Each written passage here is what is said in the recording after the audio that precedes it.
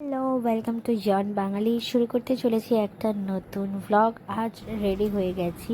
আজ মঙ্গলবার, জয় মঙ্গলবার বা মঙ্গলচণ্ডী মায়ের পুজো আছে। তো বাড়ির সবাই মিলে অটো করে চলে এলাম সোনারপুর রাজপুরের বিপত্তারিণী মন্দিরে।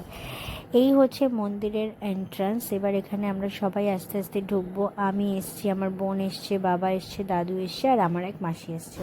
মা আসতে পারেনি আজকে। তো এই যে মন্দিরে আমরা ঢুকে গেছি। এবার মন্দিরের নিচতলায় যারা এসেছো তারা জানো যে অনেকগুলো ঠাকুরের মূর্তি আছে, যেমন রাম, সীতা, লক্ষ্মীনারায়ণ, নরসিংহ, গৌরনীতা, এগুলোই আমরা সব, মা মনসা, এগুলোই আমরা সব ঘুরে ঘুরে দেখছিলাম। আর আমার সাথে যে মাসি এসেছিল, আমার সেই মাসির এটা ছিল ফার্স্ট টাইম, তো তাকে ঘুরিয়ে ঘুরিয়ে ভালো করে দেখাচ্ছিলাম।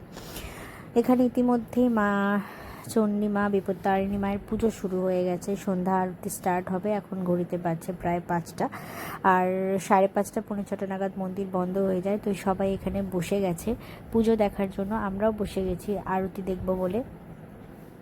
আর বাইরের দিকে তাকিয়েছিলাম, সত্যি একটা আলাদাই শান্তির জায়গা। খুব একটা কাছাকাছি বুঝতে পারিনি ভিড়ের জন্য। তো যাই হোক, আরতি শেষ হয়ে গেছে। এবার নেব মায়ের ভোগ। ভোগ নিয়ে তারপর আমাদের সোনারপুরে আর একটা আমাদের রাম ঠাকুরের মিশন আছে, মন্দির আছে, সেখানে এসেছিলাম একটু দর্শন করতে। তো এবার আস্তে আস্তে সবাইকে নিয়ে বাড়ি চলে যাব।